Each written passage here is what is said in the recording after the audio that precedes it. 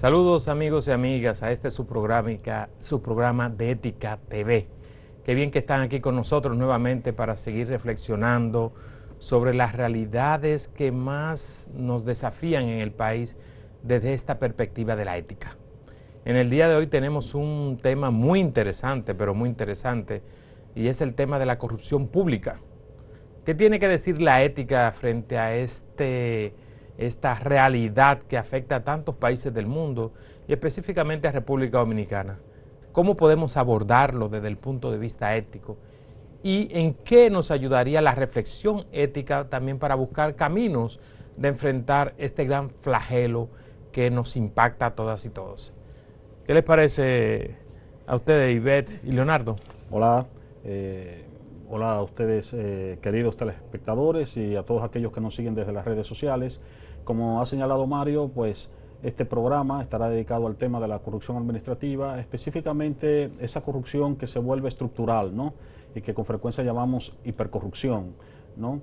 Es decir, ese tipo de corrupción que de una manera u otra se enquista en el Estado, arropa todo el espacio público y forma parte de la cotidianidad de los funcionarios y también de la ciudadanía. Entonces, ¿qué problema genera la corrupción administrativa? ¿Cuáles son las consecuencias sociales y éticas de este fenómeno? Y bueno, ¿cómo podríamos abordarlo? ¿Ivette? Y creo que deberíamos también empezar por preguntarnos qué son los recursos públicos y para qué sirven, de quiénes o de quién es el patrimonio del Estado, quiénes son los beneficiarios de ese patrimonio y cómo deben manejarse para que cumplan su cometido, que es realmente gestionar el bienestar de la mayoría. Cada una de nosotras como funcionario desde nuestros espacios lo está haciendo desde una manera ética. Bueno, pues sobre eso vamos a reflexionar en el programa de hoy, así que no se lo pierdan. Pues nosotros cuando entramos en reflexiones, por lo general, lo primero que tenemos que hacer es clarificarnos qué estamos entendiendo por el tema que vamos a abordar. Exacto. Entonces, cuando hablamos de corrupción pública, ¿a qué nos referimos? Por lo general estamos hablando de el uso de los recursos públicos para el bien personal, de forma privada, ¿no? Para el bien personal y también para el bien de tu grupo. Por lo general de eso se trata. Y sobre todo los servidores públicos están llamados a ser más bien gerentes, gestionar los recursos públicos para el bien común. Cuando estos recursos públicos más bien lo destina el servidor público para beneficio personal o de su grupo, entonces está incurriendo en la corrupción. Así es. En lo que tú acabas de señalar es importante subrayar un aspecto que se nos olvida con frecuencia, y es que los recursos son de toda la sociedad. Y lo que ocurre con la corrupción es que hay una desnaturalización en la administración de los recursos. Es decir, como ha señalado, los funcionarios, desde el funcionario que ocupa un puesto medio hasta el jefe del Estado, en el fondo lo que hace es que administra los recursos que todos los ciudadanos somos propietarios, de los que somos todos como copropietarios. Entonces, la corrupción consiste precisamente en el hecho de que estos recursos, que son de todos, en vez de ser administrados para el bien común, pues son empleados para el beneficio personal o para el beneficio de un pequeño grupo, de una pandilla, ¿no? Con lo cual eso genera entonces toda una serie de males de carácter social, ¿no? Aterrizando un poco esas conceptualizaciones un tanto abstractas y categóricas, conceptuales. Pero vas a pasar algunos ejemplos muy concretos. Voy a seguir conceptualizando de manera un poco más particular. Ok, muy bien, muy bien. Para ir aterrizando el concepto. Un recurso público es aquel recurso que está destinado para el bien de todos. Ahora, como individuos, todos nos vemos, digamos, tentados ante la idea de usar todo lo que yo tengo a mi alrededor para beneficiar a los míos. Eso es una intención casi de proteger a nuestros más cercanos, es casi intrínseca, es muy instintiva y natural. Ahora, ¿qué es lo que tenemos que hacer cuando estamos frente a una institución pública y esos recursos y ese patrimonio de la sociedad y del Estado, nosotros tenemos que administrarlo para los nuestros es la primera tentación, pero administrarlo para todos es lo justo y es lo que va a crear el buen vivir para la sociedad completa. Así es, que bien que acaba de puntualizar eso, Ivette. También el tema no necesariamente nos estamos refiriendo solo a recursos, a administrar recursos, sino que también si tú utilizas la función como servidor público para buscar un beneficio particular. Claro. En este sentido, no necesariamente lo que usted está utilizando recursos para quedarse con ellos, sino que desde el punto de vista, si usted está gerenciando algún tipo de función pública y mediante favor entonces obtiene unos beneficios de manera personal o para tu grupo, entonces está utilizando el servicio público de manera corrupta. Ajá, está corrompiendo para qué es el objetivo y la misión del servicio que se ha puesto en tus manos. Así es. Y decíamos que hay unas implicaciones que se generan de estas prácticas, implicaciones que son dañinas para la sociedad, porque como son recursos de la ciudadanía y recursos que son limitados, la apropiación indebida de los mismos usualmente lo que hace es que genera entonces exclusión social, o que una gran parte de la ciudadanía no se beneficie de estos recursos que son usados por una persona de manera indebida o por un grupo de manera indebida, ¿no? O funciones que están destinadas realmente a ejercerse de manera equitativa para todos y Correcto. todos, y para tener una misión de una mejor para un bienestar común. Exacto. Pero tú lo puedes utilizar para tu beneficio. Voy a poner un ejemplo muy concreto. Exacto. Y voy a comenzar con la corrupción mínima. Usted es un portero en un hospital público. Y usted, si le dan algo, deja pasar algo que no debe dejar a una persona en un momento que no es debido. Entonces, usted está utilizando la función que se le ha dado para obtener una serie de recursos. O sea, hasta algo mínimo como eso, en el que usted no es que está tomando unos recursos, sino que está utilizando la función suya para beneficiar a otra persona, y eso se llama prevaricación. Correcto. ¿No? Usted no necesariamente tiene que apropiarse de un bien del Estado para sí mismo, sino que puede gestionar un sistema de beneficio para otros en función de las facultades de las que lo ha investido el Estado o su función pública para beneficiar a otra persona. Por ejemplo, otro ejemplo muy sencillo, usted es directora de una escuela y usted tiene un grupo de empleados que están bajo su responsabilidad, y usted tiene 2 conserjes, 2 maestros, 2 empleados, pues 2 porteros, y usted usa uno de los servicios para lo que el Estado le paga a ese servidor para usarlo en beneficio suyo o en beneficio de un familiar suyo o en beneficio de algún otro miembro de la comunidad de manera particular. A lo mejor usted no está incurriendo en un robo del patrimonio monetario del Estado, pero sí en uno de sus recursos humanos, y eso sería prevaricación, y eso también es corrupción. Como también es el caso cuando se da una serie de utilizar su función pública para llamar a sus familiares y emplearlo dentro de la institución. Un poco donde está todo el tema de ese patrimonialismo, utilizar el Estado solamente para beneficio de los tuyos. Sí. Y Participación Ciudadana hizo un estudio muy interesante sobre 20 años de impunidad del año 2004. Y también en el 2014 editó un estudio sobre la corrupción sin castigo. Todos estos grandes hechos de hipercorrupción que hay en el Estado y que marcan de alguna manera, nos marcan como Estado y como país institucionalmente en una dinámica donde la corrupción se establece como la forma natural de gestionar lo público. Sí. Y se instala y se entiende el poder entonces para beneficio privado.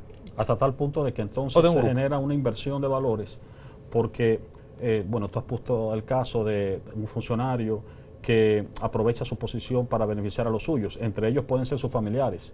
Correcto. Eso, que es una práctica conocida como nepotismo y que es una de las modalidades de la corrupción, En una sociedad donde hay una cultura de la corrupción, eso no se ve como algo nocivo, sino como algo que es natural. Es decir, porque se entiende que, bueno, es natural que si yo llego a una posición del Estado, pues beneficie a los míos. Especialmente en una sociedad donde el ascenso social es muy difícil porque es una sociedad de mucha exclusión. De mucha exclusión.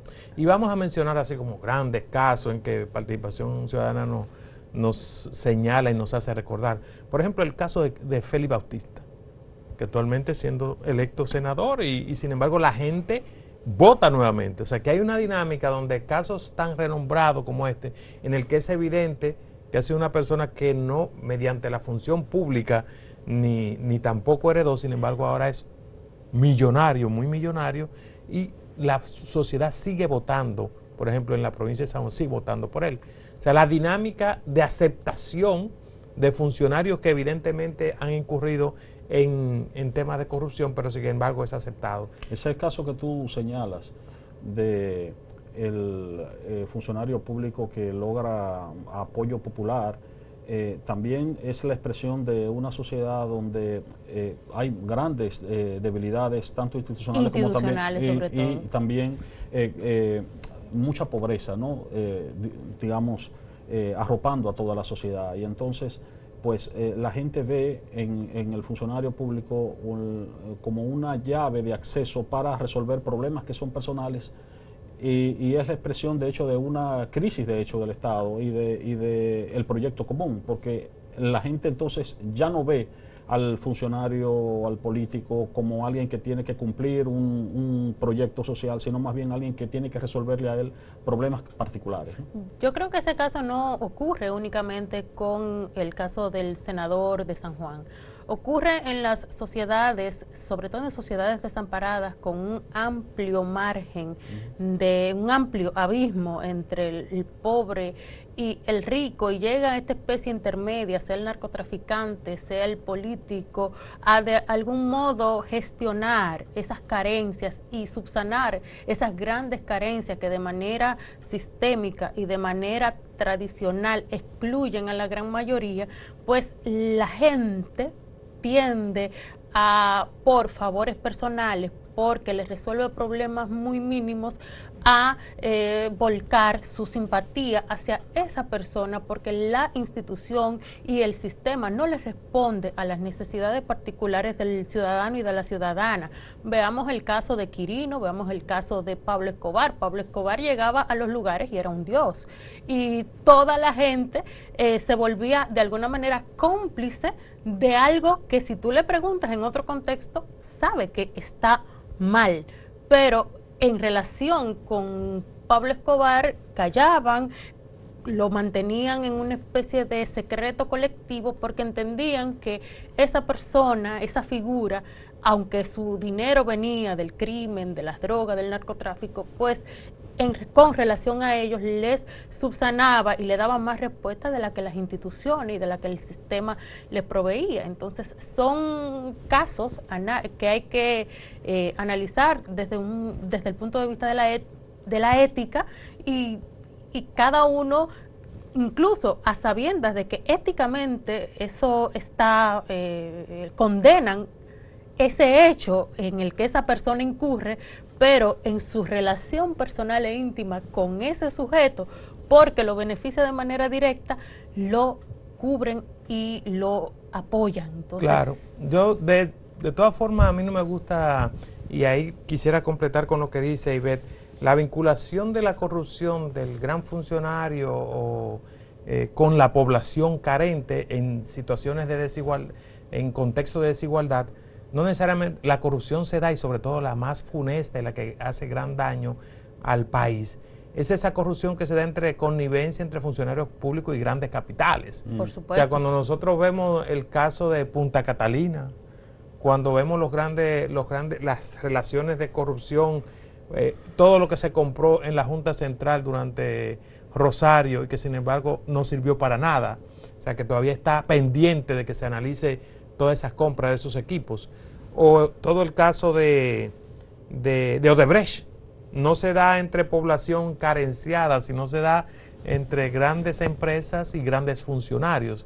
O sea que la dinámica de la corrupción también está muy vinculada a grandes funcionarios con grandes capitales también y grandes empresas dentro del sector privado y que laceran el interés público y el interés común. Y esa es más peligrosa porque son grandes cantidades de activos que se diluyen en esos acuerdos y en esas conversaciones. Una corrupción, por uno usar un eufemismo, cuasi legal. Sí. ¿No? Porque El caso de los tucanos también, o sea que todavía está ahí, o sea, se invierte gran cantidad el Estado en compras a grandes empresas y luego se va una gran cantidad de dinero que pudiera utilizarse en la inversión en el sector de educación, en el sector de salud, en la vivienda pública, y se van por los bolsillos de políticos y de empresas privadas nacionales e internacionales. Ese último aspecto que ha señalado es de suma importancia.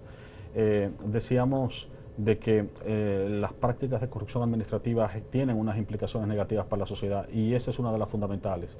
Los recursos digamos, del Estado tienen que ser distribuidos para favorecer aspectos como la educación, la salud, etcétera.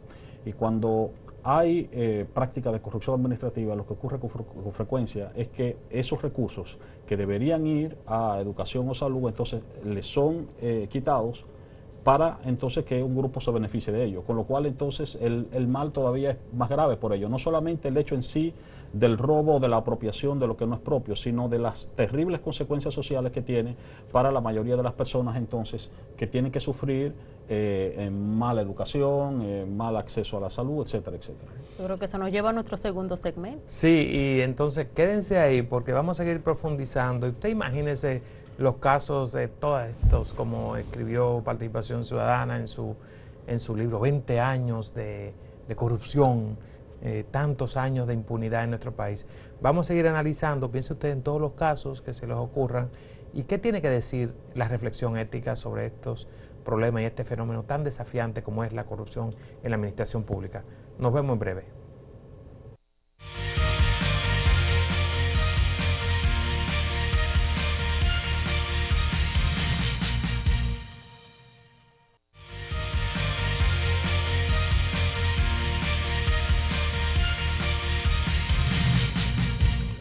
Bueno, estamos en nuestro espacio de Ética TV por Acento TV y estamos reflexionando sobre el problema de la corrupción administrativa. Hablábamos de las implicaciones de la práctica de la corrupción, entre ellas los males sociales que la misma genera. Entonces, desde la reflexión ética uno puede pensar, bueno, ¿cuál es el impacto de la corrupción administrativa? ¿Cuáles son las consecuencias de que la práctica de la corrupción administrativa se vuelva estructural? ¿Qué cultura va generando la práctica de la corrupción? ¿Cómo afecta las mentalidades de la ciudadanía, ¿no? Así es, Leonardo. A veces creemos que el hecho de que un funcionario, una funcionaria haya perpetrado y se haya robado una gran cantidad de recursos del Estado no me afecta a mí, y como no me afecta a mí, entonces yo me mantengo apático a esa realidad. Pues no, no es así. Sucede y viene a ser que cada vez que nosotros vamos a un hospital público y encontramos con que el sistema falla de principio a fin, que no hay una, como decía aquella canción de Juan Luis Guerra, ¿no? Y así, que dice, no me diga que los médicos se fueron y tal. Sucede que cada una de las carencias que encontramos en las instituciones públicas tienen su raíz en una falta de recursos, y esa falta de recursos tiene una raíz en la corrupción. Entonces, tú y yo nos vemos afectados todos los días de nuestra vida por la corrupción gubernamental. Entonces, desde la ética, ¿cuáles preguntas nos podemos hacer? ¿Qué podemos hacer? Bueno, lo que podemos hacer lo vamos a ver en un tercer segmento, pero vamos a seguir mirando a ti, a mí, cómo nos afecta la corrupción gubernamental. ¿Qué pasa conmigo como ciudadana, como ciudadano, con mis hijos? ¿Y qué va a pasar con los hijos de mis hijos por la corrupción? Es, digamos, aleatorio, es al azar que hoy paguemos un impuesto súper caro en cada una de los consumos que tenemos en restaurantes. Eso fue gracias al caso Baninter. Es, digamos, al azar que hoy nosotras y nosotros tengamos que pagar una tarifa de el combustible más caro de la región? No, no es al azar, no es por suerte, no es porque nosotros somos los más feos de las Quizás de tenga las que ver con la islas. fórmula del GLP, ¿no? Y no es por la fórmula del GLP tampoco, es que la corrupción nos ha hecho cargar con unas, bueno, al margen de la imagen religiosa, con unas cruces que no eran nuestras y que sin embargo cada día nosotros las tenemos que pagar. Vamos a un restaurante, pagamos un combustible, pagamos una factura telefónica, pagamos un pasaje aéreo más caro que cualquier otro país. Tú dices, pero ¿y por qué? Si ustedes son un país pobre. ¿Por qué? Por la corrupción. Y hay una dimensión en eso que dices, si ves, de algunas personas se sienten que eso no les afecta. De hecho, 10 años hacia atrás, cuando se hacían los levantamientos de los indicadores de en qué lugar estaba el tema de la corrupción dentro de los intereses de la población dominicana, no aparecía prácticamente. Nosotros, después de la lucha por el 4%, nosotros intentábamos, muchas organizaciones, de darle un impulso al tema de la corrupción y no prendía. No prendía porque la gente lo sentía lejos, sentía que eso les afectaba distantemente. Pero luego ya sí tenemos que decir, y las últimas movilizaciones del país han entendido que la corrupción sí les afecta y les toca. Pero algunas veces realmente nuestros principios en general parecen estar como muy alejados de lo que las realizaciones mismas, porque algún momento tú puedes decir, no, ese fue un servidor, si no se hizo, es un pendejo. Es así. Esa persona Sí. realmente no hizo lo que tenía que hacer, debía aprovecharse. A eso es que la ética también debe cuestionar y llamar de nuevo siempre los principios sobre la mesa. Pero también, y esto es muy importante, el tema de la democracia. Señores, una democracia, un sistema de gobierno en el que la corrupción esté campante, está deteriorando la confianza en el sistema mismo. Correcto. Y nos estamos jugando la democracia y la confianza en las instituciones. Exactamente. Porque allí donde la corrupción campea, realmente estamos minando las bases del Estado de Derecho. Claro, la corrupción es sinónimo de violación de reglas. Es decir, allí donde la corrupción es estructural, sencillamente el sistema de reglas está fracturado. Y el ciudadano aprende desde pequeño que el mecanismo que tiene de sobrevivir en esa sociedad es precisamente violentando las reglas. Ya sea buscando a alguien que le sirva como un apoyo, alguien que tenga poder, o él obteniendo el poder precisamente para seguir reproduciendo ese modelo. Y ese es el gran daño que genera la corrupción, además de lo que hemos hablado, de las consecuencias sociales, del hecho de que hay una apropiación de recursos que son de todos. Que puede invertirse en lo que la población necesita. Exactamente, a eso hay que agregar la cultura espiritual que genera. Es decir, la corrupción termina generando un sistema de mentalidades que reproduce ese modelo de corrupción y que termina perjudicándonos a todos, aún a aquellos que creen que se benefician del mismo. Sí, y ahí sí nosotros quisiéramos insistir porque es el tema de la conciencia moral de las personas. O sea, cuando la corrupción se convierte como una especie de norma, de paradigma, de modelo de comportamiento de una sociedad, entonces se va reproduciendo y se va transmitiendo y realmente va minando todas las dimensiones. Exacto. Yo quisiera retomar el que las implicaciones también están en la vida cotidiana, porque cuando nosotros hemos tenido uno de los sistemas educativos más deteriorados de América Latina, es porque mucho dinero que se debió de invertir no se invirtió en educación. Cuando nosotros tenemos uno de los sistemas de salud más deteriorados y peores de América Latina, es porque tantos millones que en estos días vemos que se robaron muchos funcionarios, y no nos imaginábamos que tanto dinero tenía nuestro Estado cuando encontramos tanto dinero que se llevaron, pero que pudo haberse invertido en la salud. Se habla, y uno de los estudios de Oxfam en el 2019, se hablaba de que en corrupción se va el 1.1% del Producto Interno Bruto.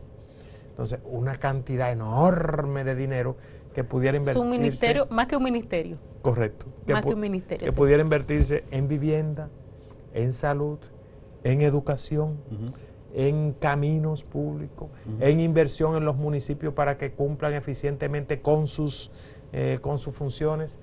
Y cuando hablamos también del tema de la corrupción, lo estamos hablando, no solamente lo hablamos a nivel del Estado en general, el Estado central, sino también los gobiernos locales, que muchos dicen que es también la escuela de la corrupción en la administración pública, y ante lo cual tenemos que poner ojo avisor para ir enfrentando esas dinámicas de corrupción que se dan en los gobiernos locales. Con esa metáfora es real de los gobiernos municipales, tengo un caso que me tocó muy de cerca, un familiar muy cercano, fue director de una junta municipal.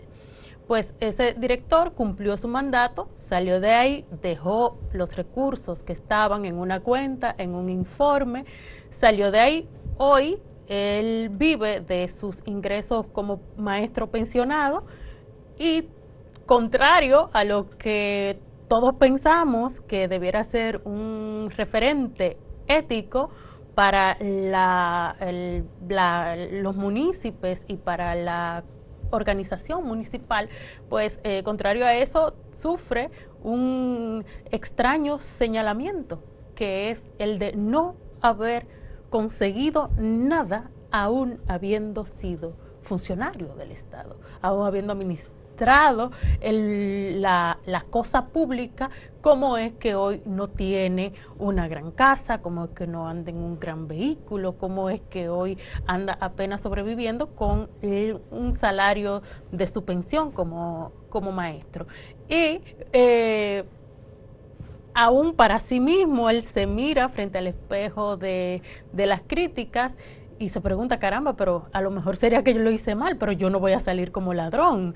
Y ese cuestionamiento... ¿Valió la pena haber sido honesto? Que él se hace es un cuestionamiento y yo le digo, bueno, pero es al revés, es todo lo contrario. Usted debiera estar orgulloso y la gente debiera sentirse mal por hacerle ese tipo de señalamientos, porque cada bache que hay en una carretera de un municipio, cada latencia en la recogida de basura, cada manera de que si van, digamos, falta de agua potable, falta de una conexión de agua para un barrio, falta de una cancha, de un parque, también porque hay un desvío de esos recursos hacia el beneficio privado de los funcionarios. Sí. Entonces, cuando eso pasa en una sociedad, también hay que cuestionarlo. Y yo creo que tenemos que empezar. ¿Qué es corrupción? ¿Qué son los recursos públicos? ¿Para qué están? Y nosotros y nosotras como ciudadanos y ciudadanas aprender a exigir de nuestros funcionarios y funcionarias transparencia, no por el simple hecho de que sean honestos, por ese ideal de honestidad, sino porque me está afectando en lo personal, me está afectando en que no se recoja la basura cuando tiene que hacerse, en que si usted compró un vehículo, cae en un bache, se embromó porque el síndico, la síndica o el director de mi distrito no tuvo la gestión, no tuvo los recursos o no usó los recursos para solucionar un problema comunitario.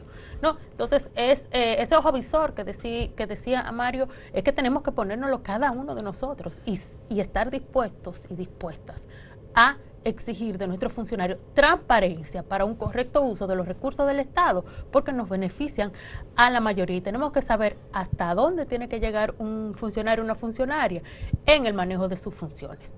Pero precisamente, Ivette, con la ética nosotros queremos también, no solamente por lo que reditúa en lo inmediato en el colectivo. Precisamente la ética plantea que el Estado está para lo público. La ética plantea que debemos buscar la felicidad y la justicia. La ética lo plantea que debemos buscar la vida digna para todas y todos, no para uno. Pareciera en un primer momento que, bueno, pues entonces ser ético nos reditúa. Y entonces, ¿para qué voy a ser ético? Como me preguntaba alguien a mí en una charla, Mario, pero ¿será que el ser ético es exitoso?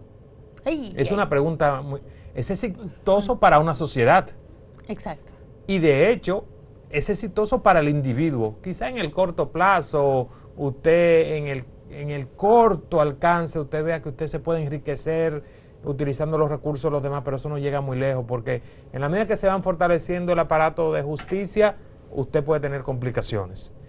Y lo que usted también delega a las futuras generaciones, pero sobre todo es exitoso para una sociedad, porque como decía Ivette, cuando los recursos públicos están utilizados de manera correcta y éticamente, entonces el bienestar colectivo es el que se beneficia.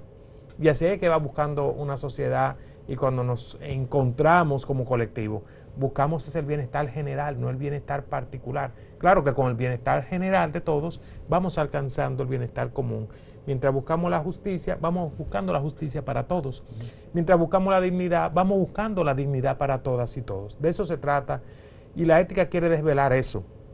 Esas preguntas que dice, pero Mario, es que ser ético es exitoso. Sí, es exitoso para todos, no para una persona en particular. La cuestión ahí también es que hay que reflexionar también sobre el concepto mismo de exitoso, es decir, correcto, con frecuencia... ¿Qué significa ser exitoso para ti? Se asume que ser exitoso implica, bueno, tener propiedades materiales fundamentalmente.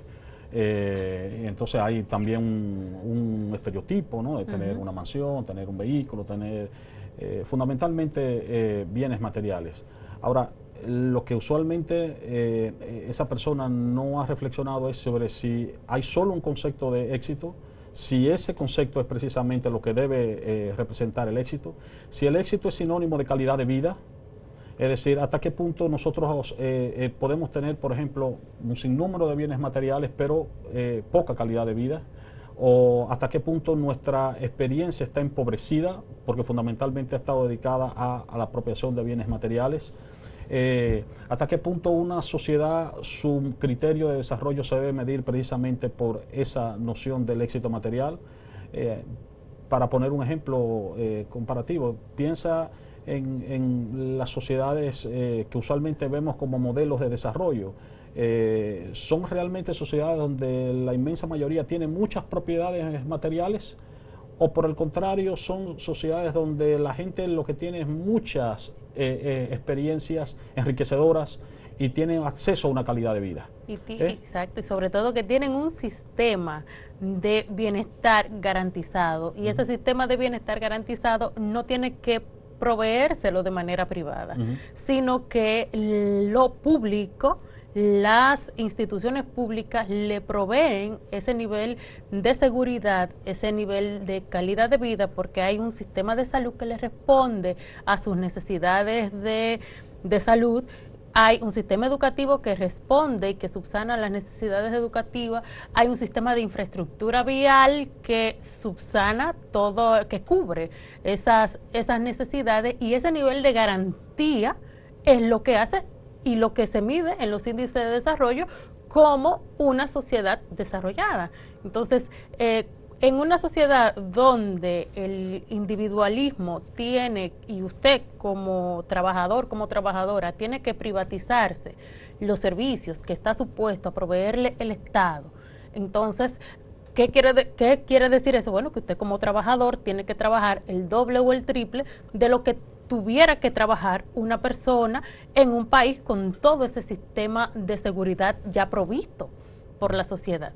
Entonces, a veces nosotros creemos, y vuelvo, insisto en esa idea, creemos que la corrupción no me afecta, eso es una cuestión de ese o esa que incurrió en el Estado, es a ese que se está ahora mismo procesando judicialmente y no tiene nada que ver conmigo. No, tiene que ver mucho con usted, porque el hecho de que usted tenga que trabajar 2 y 3 jornadas laborales en un solo día es precisamente porque esa persona se está apropiando del dinero que debiera estar invertido en un sistema que usted le garantizara no tener que de manera privada proveerse de esos servicios, y usted pudiera tener una calidad de vida mucho más plena, y usted pudiera disfrutar de su familia, y usted pudiera confiar en la justicia y en el bienestar de su sociedad y de su país. Entonces, la corrupción tiene que ver con cada uno de nosotros y tenemos que mirarla todo el tiempo desde las preguntas y desde la reflexión ética. Si nosotros al retomar este tema que está siendo tratada en la sociedad dominicana de manera recurrente por los casos que tenemos en el presente y por lo que viene históricamente, quisiéramos abordarlo retomando los principios que como sociedad nosotros queremos asentar el futuro de la nación. y en que también la sociedad en general, el mundo, quiera asentar nuestras relaciones sobre principios que favorezcan el bienestar colectivo, no el bienestar solamente individual, y que favorezcan la sostenibilidad. Exacto. No es cierto que en la búsqueda de medida de una especie de ansiedad y de acumulación personal a toda costa nos vamos a enrumbar por un futuro sostenible para todos y todas. No es cierto que en la utilización de los recursos que pertenecen a todos de manera personal nos va a ser eficiente de manera colectiva, ni a usted, porque piense en usted mismo, piense en sus generaciones futuras. La sociedad en que nosotros nos estamos moviendo del deterioro medioambiental, precisamente por dinámicas también vinculadas a uso desmedido de los recursos naturales para beneficio de algunos, pocos.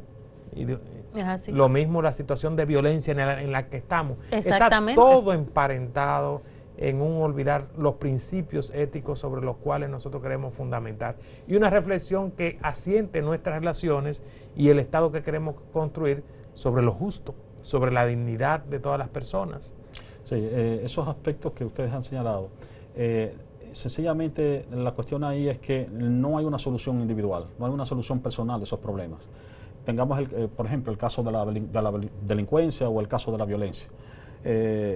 Yo puedo tener suficiente dinero para contratar seguridad o para vivir en un apartamento que esté totalmente cerrado, pero yo voy a salir en algún momento. Entonces, si la sociedad como ente social, si la sociedad como ente global no ha podido resolver el problema de la delincuencia, en cualquier momento mis hijos o yo o mis familiares están amenazados. Van a ser víctimas. Van a sufrir el impacto de unas decisiones erróneas en la vida. Exactamente.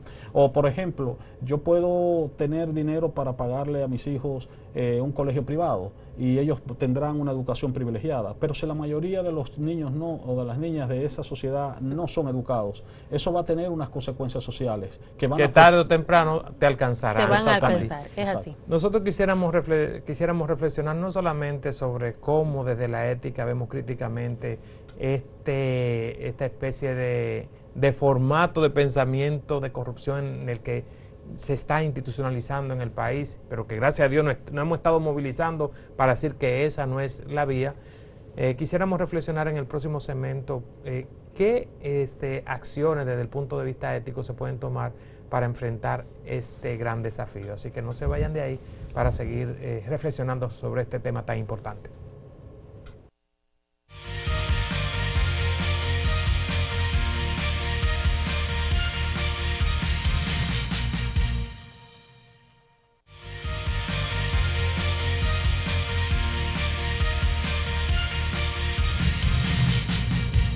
Sigamos reflexionando, amigos y amigas, sobre este tema de la corrupción en la administración pública desde el punto de vista ético. ¿Y habíamos reflexionado un poco cómo la ética aborda este tema tan desafiante? En este segmento quisiéramos ver desde el punto de vista ético y de la ética aplicada, se pudiera decir, qué elementos de corrección o que ayudan a traspasar este fenómeno tan fatal para nuestras sociedades.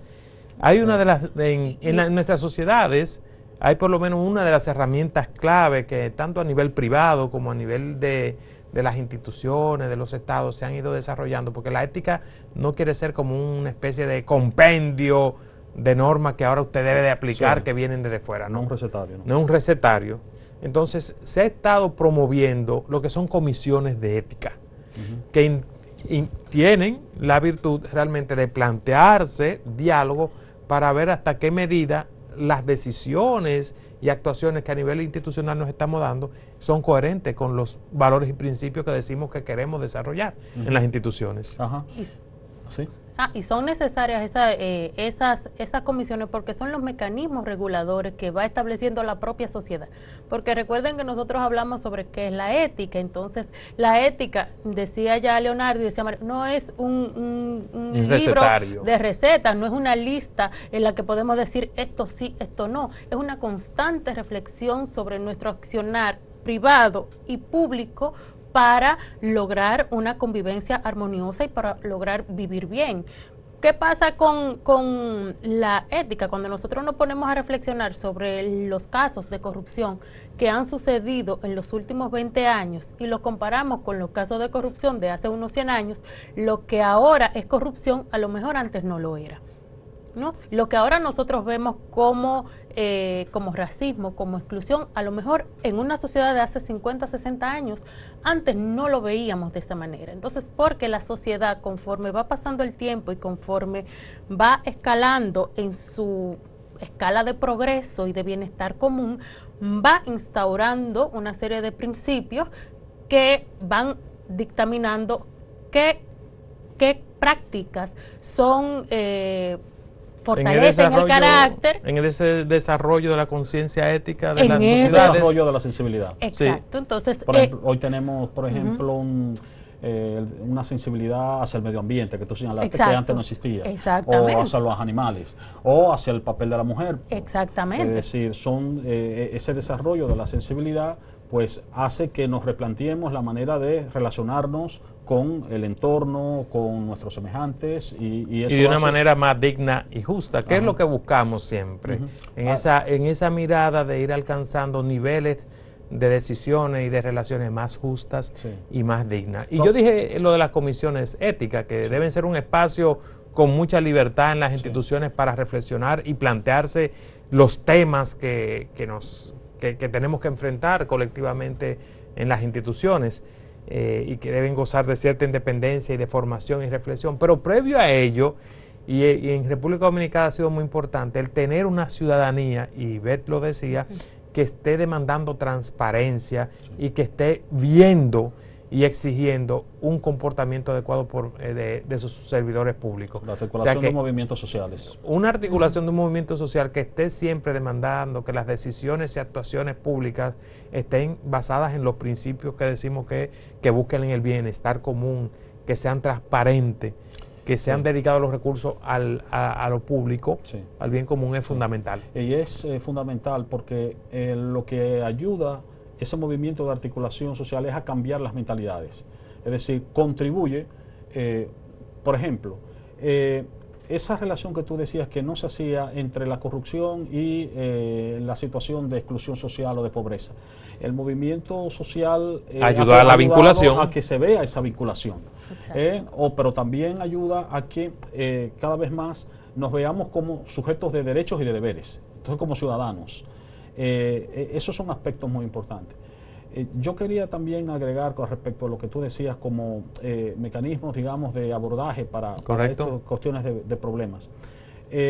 Dos aspectos. Debemos entender que podemos encontrar lo que son soluciones inmediatas o intentos, o paliativos más bien, ¿no?, a estos problemas que estamos señalando, el problema de la corrupción. Pero el problema de la corrupción es estructural y requiere un trabajo estructural. De medidas estructurales. Y ahí es fundamental el papel que tiene que jugar la educación, que hemos hablado en otros programas de la virtud, ¿no? Una educación de la infancia, desde temprana edad, que vaya desarrollando esos hábitos, ¿no?, de prácticas que contribuyan a construir una ciudadanía crítica y una sociedad decente. Seguido. Sin eso, pues estaremos todo el tiempo haciendo paliativos. Y otro aspecto muy importante. Pero no, previo a que tú salgas, porque ese es muy importante. Exactamente. Es sumamente importante y la gente puede entender, y en alguna de las charlas la gente te pregunta siempre, pero ¿y por qué no se está dando moral y cívica en las escuelas? Exacto. No estamos hablando de eso. No estamos hablando de eso. No estamos hablando de eso. No. Estamos hablando realmente que se retome en la educación en general, pública y privada, la reflexión sobre la ética. De tal manera que no se trata de darle tampoco a los jóvenes que no lo aceptan hoy en día de una serie de recetarios de lo que fueron nuestros valores anteriores. No, sino de sentarnos a reflexionar sobre los principios que, claro, la sociedad ha ido acumulando como un acervo de aquello que nos conduce al bienestar y a la dignidad y a lo justo, pero para ser debatido, para ser repensado y construido. Es una educación de las emociones que debe formar con la práctica, no a través del intelecto. Entonces, por ejemplo, no podemos... Con ambas cosas, práctica e intelecto. Sí, ¿no? Pero digo que en el intelecto, en el sentido de que su fundamento no es el intelecto, sino la práctica. Por ejemplo, tú no vas a enseñarle a los niños a ser democráticos hablándolo de lo que es la democracia. Ellos aprenden lo que es la democracia en el marco de prácticas que son democráticas. Es decir, si el profesor es autoritario, aunque le hable de democracia, los niños aprenderán a ser autoritarios, o ese será su modelo. Igual que si se educan en un hogar que es autoritario o ven un entorno que es autoritario, pues lo que irán interiorizando es que el modo de vida autoritario pues es el modelo, digamos, que ellos deben reproducir. Lo interiorizan como tal. Entonces es la práctica lo que realmente forma cuando estamos hablando de ética. No, yo diría casi, de hecho, debemos de solamente un programa para hablar sobre el tema de la formación ética a nivel de la educación. Y creo que eso lo tenemos que... Pero sí que es muy importante, como una de las dimensiones claves de enfrentar el tema de la corrupción, es que haya una formación ética sólida en la educación. Y eso es clave. Una vez le pregunté, yo era profesora de un colegio preuniversitario y trabajaba con adolescentes. Y esos adolescentes, cuando trabajábamos, yo soy profesora de literatura y trabajábamos el tema de o algún cuento, alguna novela, y salen a relucir pues todos los planteamientos éticos. No, por ejemplo, es la venganza ética cuando voy a agredir a una persona que me agredió anteriormente, y ahí como transversalidad relacionamos la ética en la sociedad dominicana. Y parte de los problemas que me decían mis estudiantes en aquella ocasión, en aquella reflexión, era que el gran problema de su país, del país dominicano, era que era la doble moral. Y ellos entendían por doble moral aquello de decir una cosa y actuar contrario a aquello que se dice, ¿no? Entonces, y por eso es educar en la práctica de la democracia y en la práctica de la honestidad, y practicar los valores de humildad, de servir a los demás, pero como una reflexión, volvemos a lo mismo, como una reflexión constante para el buen vivir. Sí. Hay otro de los instrumentos clave que nosotros tenemos que fomentar en las instituciones para enfrentar todo este tema de la corrupción, y es que realmente las instituciones se tomen en serio la construcción de códigos de éticas, pero no como un documento que ha sido elaborado por un especialista desde fuera, en un trabajo de escritorio y viene y lo impone, sino como un trabajo colectivo, una construcción en el que una construcción colectiva en el que los integrantes de las instituciones reflexionan sobre cuáles son los principios y valores que van a normar la institución de acuerdo a la misión que tiene, y que lo vamos a respetar y nos vamos a comprometer con ello. Esos ejercicios de construcción colectiva de lo que son los códigos éticos, los principios y valores y en qué nos comprometemos, también es fundamental en las instituciones, para que también cada uno se vuelva veedor y portador. El otro aspecto estructural que te quería señalar, al igual de la educación, es el hecho de que no haya una cultura de la impunidad. Es decir, de que haya un sistema que realmente penalice a aquellos que incurren en prácticas corruptas gubernamentales, ¿no? Ese es otro aspecto importante. En una sociedad donde se aprende que usted puede apropiarse de los bienes públicos o usarlos, las funciones públicas para beneficio personal o para beneficio de sus canchanchanes, pues entonces, sin recibir ningún tipo de castigo, pues fomenta el hecho de que esa práctica se legitime. Sí, eso es fundamental, y eso va unido. Estos otros elementos, quizás yo entiendo la insistencia de Leonardo en los aspectos como estructurales de estos procesos, porque de nada vale que las instituciones nuestras tengan un comité de ética, tengan un código de ética, si no existen sanciones, si no existen también un fortalecimiento de las instituciones que tienen que ver con que la corrupción no quede impune. Y el fortalecimiento del sistema de justicia, lo que hemos estado mirando en la realidad nacional, de una Procuraduría General de la República fortalecida, o de un intento de fortalecer la Cámara de Cuentas, o sea, todo el entramado, y el Poder Judicial, que todavía está a la espera de una transformación radical, todo ese entramado, y no digamos nada del Poder Legislativo, el fortalecimiento de las instituciones, y sobre todo aquellas que están ligadas a que la corrupción no quede impune, es fundamental. Porque si de lo contrario nosotros lo que hacemos es que la impunidad lo que hace es normalizar un comportamiento y podemos estar diciendo, no estamos de acuerdo con ese comportamiento, pero lo estamos premiando. Pero si no hay un sistema de consecuencias, no estamos... Lo estamos, de hecho, premiando, ¿no? Exactamente. Y así con todo, así con la violación a las leyes de tránsito, así con la violación a las leyes de condominio, así con la violación al sistema educativo. Toda la sociedad debe tener un sistema de consecuencias. Nosotros hemos escuchado en más de una ocasión que el grave problema de la corrupción en la República Dominicana no es la corrupción en sí misma, es la impunidad. La impunidad. Y esa impunidad trae un problema que nosotros, del que nosotros hablábamos en programas anteriores, que es la normalización de la corrupción. Como no hay un sistema de consecuencias para aquel o aquella que se apropia del bien público, se convierte en una costumbre, y el que no lo hace por cuestiones éticas y por un carácter personal, entonces es señalado porque qué idiota que no hizo lo que todo el mundo hace, ¿no? Entonces la impunidad es el grave problema por el cual nosotros debemos arrancar a desenterrar la corrupción del sistema institucional, de las instituciones públicas en nuestro país. Bueno, Ivette, se nos está acabando el tiempo. Yo creo que ya es tiempo de que hagas la recomendación de la semana, ¿no? O las recomendaciones de la semana. De lecturas de la semana. Señores, tenemos una lectura ética esta semana, como todas las semanas, y es aporofobia.